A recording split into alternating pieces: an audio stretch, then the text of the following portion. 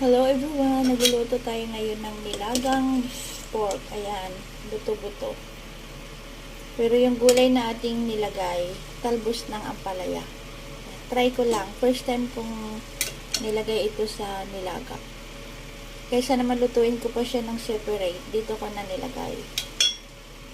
Ayan, titikman natin.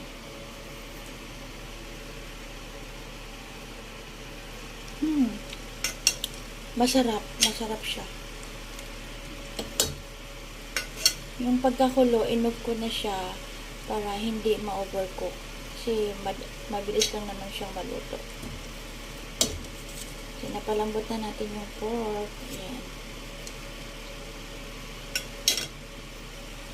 Ayan. Let's eat, mga kapatid.